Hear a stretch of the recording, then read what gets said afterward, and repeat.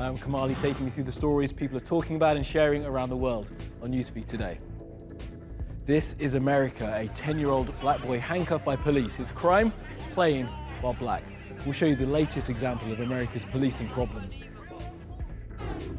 Donald Trump has hosted Iftar at the White House. The internet asks if it's merely tokenism. A superstar Indian actor gets in trouble with Indian nationalists for being in a show with one storyline that featured a nationalist as a terrorist. And Friday's Animals Doing Stuff is an alligator who refuses to ride on the back of a pickup truck in Florida. Friday.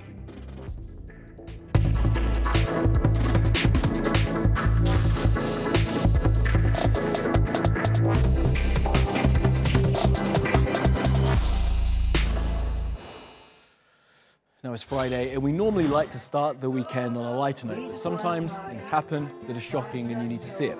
So let's take you to the city of Chicago and a suburb where kids are playing out on a summer evening, as millions of kids around the world do. Only this kid had the misfortune to share a very loose resemblance to another person who was wanted by the police. And then this happened. That's our kid! Why you asking about the gun? We tell you you're a kid, man. Unbelievable. Once we figure this out. Unbelievable, he's a kid. They making him pee on himself and all of that. He's scared. Listen, we gotta call the person with a gun, a juvenile, all blue. We get out the car, he starts running. That's why he's in handcuffs. They scared y'all killed his cousin. Why not run? They all I understand. Don't you know Oh my God. Now this is what the boy's mother and grandmother had to say.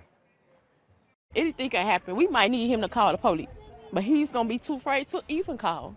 I even searched my own grandson. I said he don't have anything. He should have never been put in no handcuffs. Well, did the police say sorry? Nope. Chicago's superintendent said they handcuffed the kid for safety reasons and were following protocol. He says he's not worried at all. The social media pulled no punches. This one says, WTF, what is going on in our country?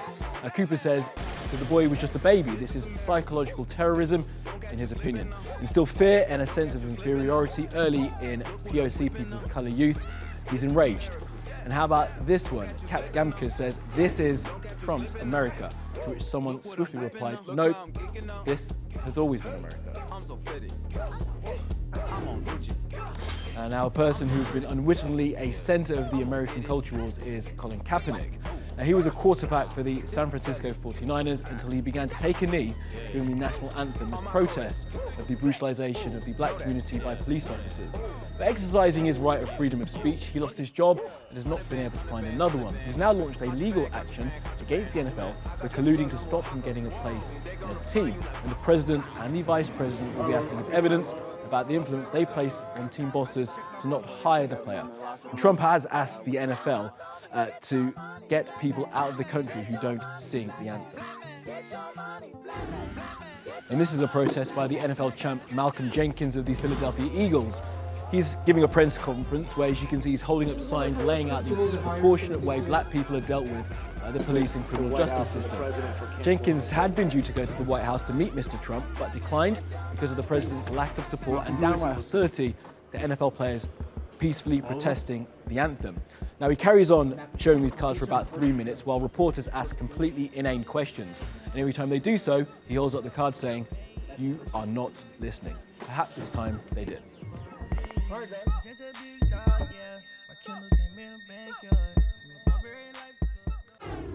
All right, let's take a look at what else is trending on social media.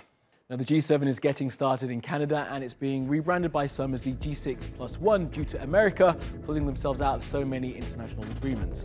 And the fact has been picked up by the French President Emmanuel Macron, who tweeted, "The American president may not mind being isolated, but neither do we mind signing a 6-country agreement if need be." Because these 6 countries represent values, they represent an economic market, which is the weight of history behind it, and which is now a true international force. It's World Ocean Day. Earlier this week, it was World Environment Day. And the focus of both is the insane amount of plastic in the planet's water. Fun but scary fact, 89% of ocean trash is against single-use plastic. So refuse that bag.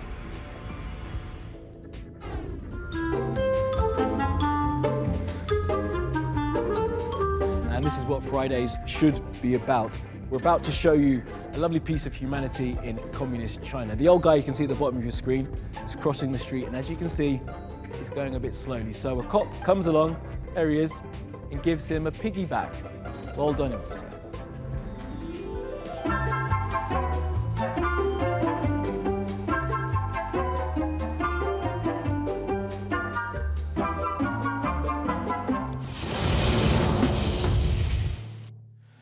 Now, Ramadan is coming to an end next week, and Donald Trump has held an Iftar dinner at the White House. Yes, Donald Trump did something that was not a disrespect to Muslims. Have a look.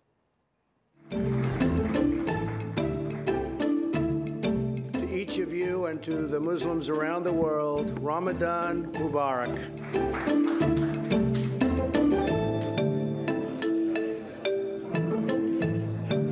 Let us pray for peace and justice, and let us resolve that these values will guide us as we work together to build a bright and prosperous future that does honor and glory to God. What do we do? Stand up like that. It's hypocritical, and his actions with the Muslim ban and committing or spreading hate speech about Muslims is un-American and unpresidential.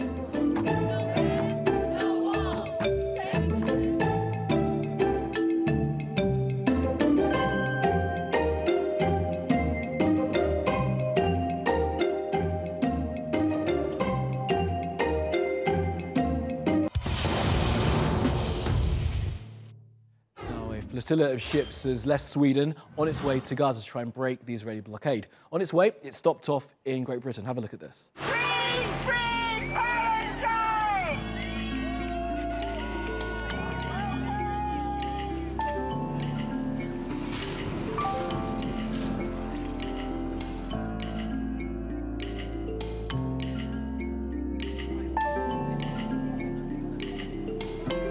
It's the first time that an international freedom flotilla boat challenging the illegal blockade of Gaza has come into an English port.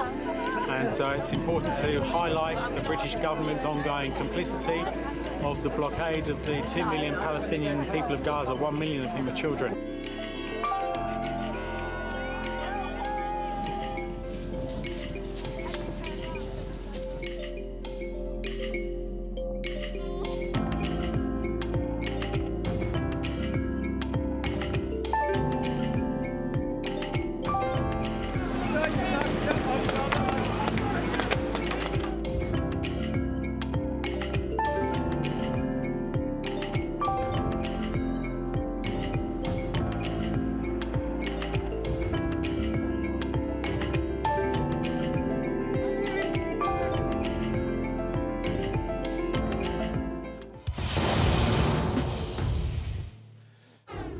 A cartoonist called Steve Bell has been drawing excoriating images of politicians for decades in the UK. His latest work features Benjamin Netanyahu and Theresa May and Razan al-Najat, and apparently it's been banned by the Guardian newspaper. It won't appear there. The internet is wondering why.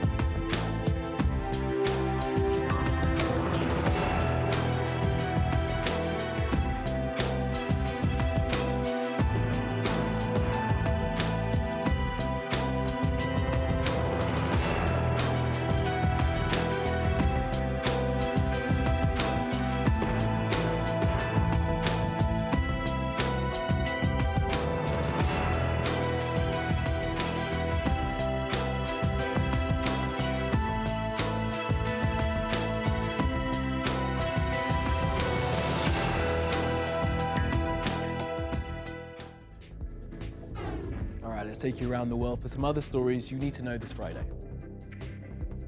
The Fuego volcano has been blowing up. More than 100 people have died and thousands have been evacuated. Now it's being reported that the warning system to get people to move out of its way was flawed. Officials say they gave the notice to clear out way too late. An investigation has been opened by Guatemala's public prosecutor. More trouble for the ubiquitous Facebook. Turns out that one of their privacy settings were automatically changed to share posts publicly for 14 million of their users. And these people had previously changed their post settings to friends only, but Facebook changed them back and now they've had to say sorry. How many sorries is that now? Some Canadians have elected the next leader of Ontario, and it's Doug Ford. He's the brother of Rob Ford, the crack-smoking former mayor of Toronto. Here he is, Rob, dancing to reggae at City Hall.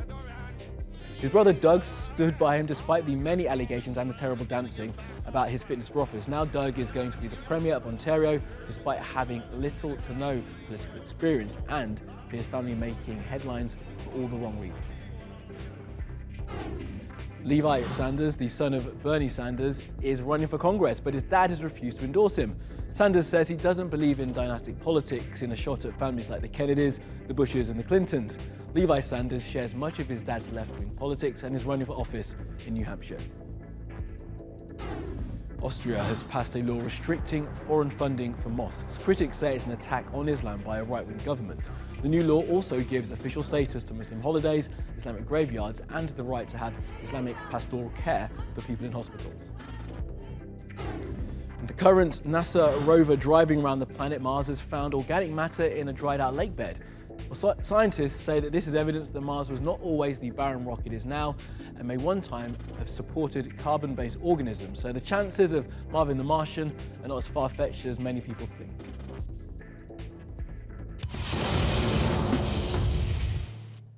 Now, the very famous Indian actor Priyanka Chopra has done what would be unthinkable 20 years ago. She's now the star of a popular American crime drama called Quantico.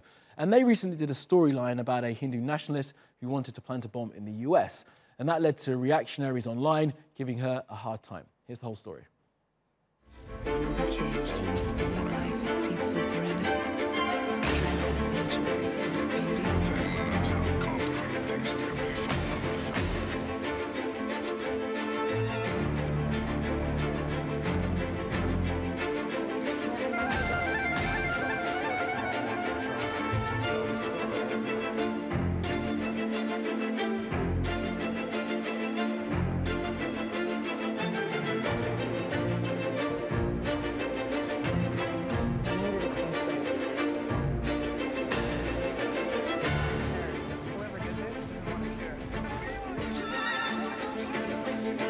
Not Pakistani. This is a Rudraksh Mala, a Hindu rosary. The last thing you'd find in a Pakistani Muslim is... It's a false flag operation. Indian nationalists hoping to frame Pakistan in a mushroom cloud.